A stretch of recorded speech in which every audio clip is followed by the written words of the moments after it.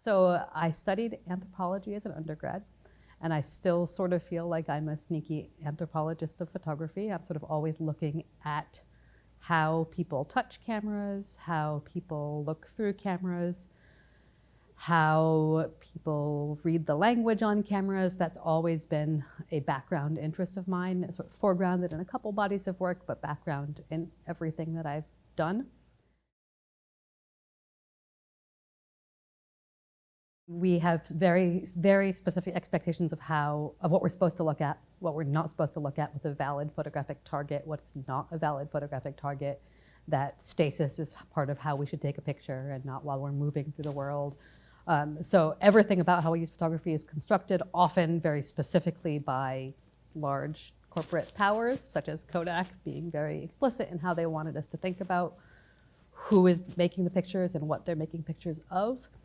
And I think there are a lot of ways that are very direct and a lot of ways that are more oblique that have defined what photography should be in our daily lives and what it shouldn't be in our daily lives. So a lot of what I've done has been trying to tease out that a little bit. So the language around it, for example, in the iconography of cameras, when you're taking a picture of at least on older analog cameras, a portrait is a woman's head.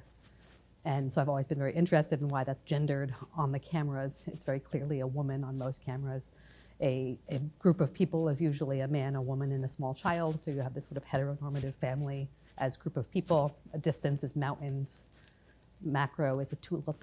It's all very, very specific language that ultimately does shape to some degree how we think about the images we make. I wrote a grant application through the University of New Mexico a number of years ago, pre-pandemic, I think, to come here to spend a little time in the camera collection on a search for icons that are on all camera bodies, to feed into a larger project that I was working on at the time, where I was harvesting the icons off cameras and redrawing them and making the sort of large pseudo-autobiographical work from these camera icons.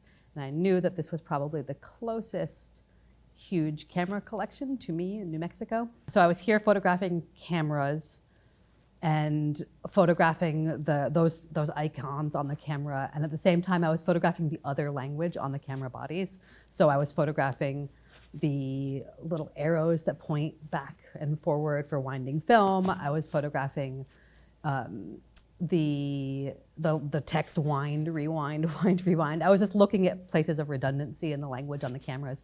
And one of those places was these counters.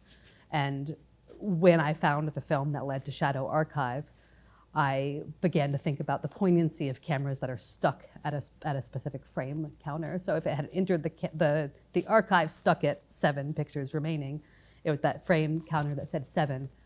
And just thinking of the poignancy of that, and I just began to photograph those explicitly. And so that was me downstairs in the vault, looking at cameras, trying to find a language that I hadn't seen before to take those cameras out to photograph them. And I opened one, and I looked at it, and I said, "Oh shit!"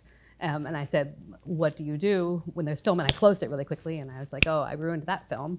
And then I asked Lee Gleason, who was curator at that time, I said, "What do you do when you have film in the cameras?" And she shrugged, and she's like, "I don't know, you find an artist who wants to do something with it."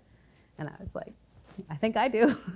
So that was the very beginning of that process, was finding that one, and that led to, is there more?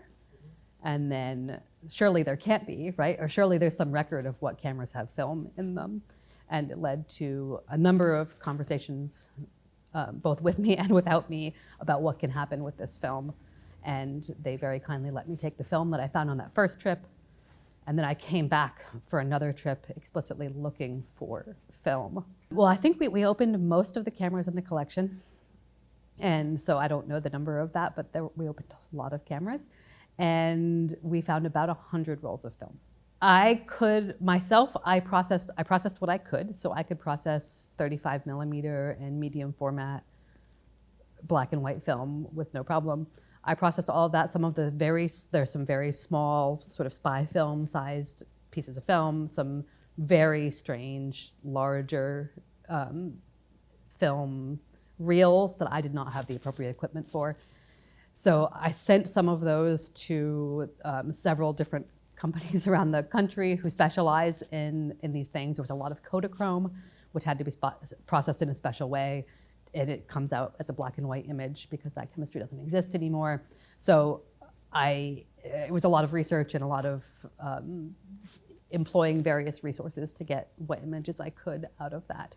Most of it was ruined. I mean, a lot of the film had obviously been seen people open and close the cameras before, or just deterioration of time, moisture,